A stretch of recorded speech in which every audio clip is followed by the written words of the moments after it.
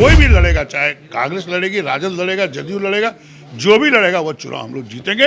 तय होगा कौन लड़ेगा, उसके बाद कोई इंडिपेंडेंट अलग से कोई पार्टी चुनाव नहीं लड़ेगा। लड़ेगा सिर्फ एक उम्मीदवार, तीनों दल मिलकर तय करेंगे और एक उम्मीदवार लड़ेगा और जीतेंगे और बीजेपी को हराएंगे। बिहार में 2 सीटों पर उपचुनाव होने हैं और बिहार की सियासत लगातार गर्माती जा रही है।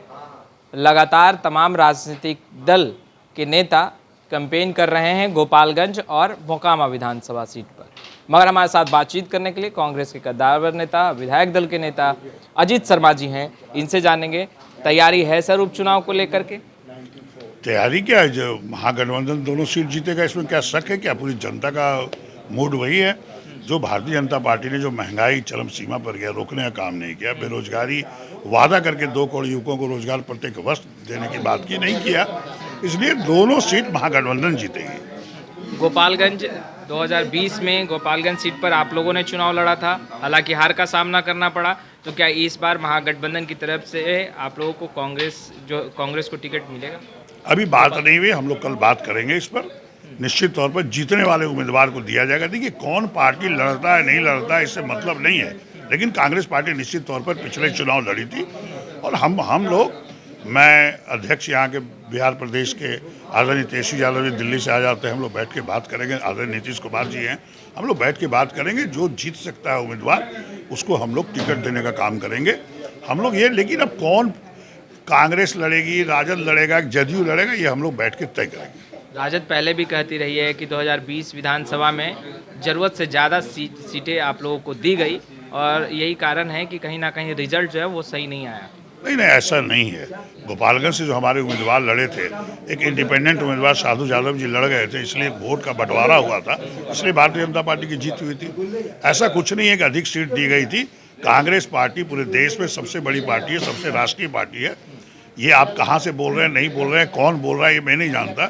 कांग्रेस पार्टी सबसे बड़ी पार्टी है और निश्चित तौर पर हम लोग का जो भी बात होगा, हम लोग महागठबंधन मिलजुल के सभी नेता बैठ के तय करेंगे और हमारी आदरणीय सोनिया गांधी तय करेंगी क्या करना है, नहीं करना है। राजद तैयार नहीं होती है तो क्या फिर तारापुर और कुशेश्वर स्थान वाली परिस्थिति कांग्रेस जो है उत्पन्न करेगी? नहीं, अब ऐसा कुछ तैयार होने की बात नहीं। हम लोग अब एक है, हम लोग को अभी मुद्दा है भारतीय जनता पार्टी को किसी तरह परास्त करने का, अभी भी और 2024 में भी।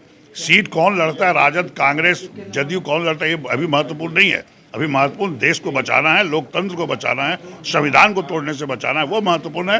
बेरोजगारी कैसे दूर हो उसको देखना है, महंगाई कैसे रुके वह मुद्दा है। अभी एक सीट पर क्या होगा नहीं होगा, ये 2 सीट पर ये कोई मतलब ही नहीं रखता। अभी हम लोग को देश के हित की बात करनी है, लोकतंत्र की बात करनी है। गोपालगंज सीट जो है उसे त्याग करने के लिए आप लोग तैयार है? जो निर्णय होगा आप लोग मानेंगे? सर, त्याग का बात ही नहीं है, हम लोग बैठ के बात करेंगे। जो जीत सकते हैं उम्मीदवार वो चुनाव लड़ेगा, चाहे वो किसी पार्टी का हो। कांग्रेस से है तो कांग्रेस से लड़ेगा, वो हम लोग बैठ के बात करेंगे।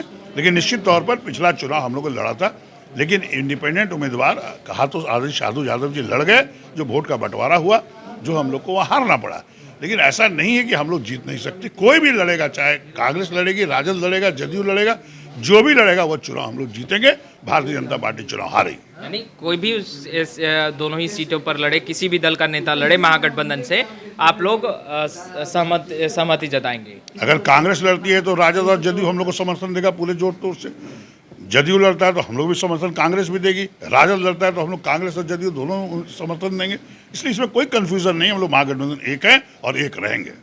अपने कैंडिडेट को आगे नहीं करेंगे चाहे कुछ भी निर्णय हो? कह तो रहे हैं कि अपना कैंडिडेट हम लोग बैठक में देंगे। हम लोग कैंडिडेट हैं, उम्मीदवार हैं। अगर हो जाता है, राजद कह देती है कि नहीं, जो तय होगा कौन लड़ेगा, उसके बाद कोई इंडिपेंडेंट अलग से कोई पार्टी चुनाव नहीं लड़ेगा। चाहे अगर मैं लड़ूंगा तो राजद भी नहीं लड़ेगी, जदयू भी नहीं लड़ेगा। राजद से कोई उम्मीदवार हम लोग तय करते हैं, अच्छा उनका उम्मीदवार होता है तो कांग्रेस भी नहीं लड़ेगी, जदयू भी नहीं। और जदयू का उम्मीदवार तय होता है तो फिर राजद और कांग्रेस दोनों उम्मीदवार नहीं देंगे। लड़ेगा सिर्फ एक उम्मीदवार, तीनों दल मिलकर तय करेंगे और एक उम्मीदवार लड़ेगा और जीतेंगे और बीजेपी को हराएंगे। खींचातानी नहीं होगा महागठबंधन में?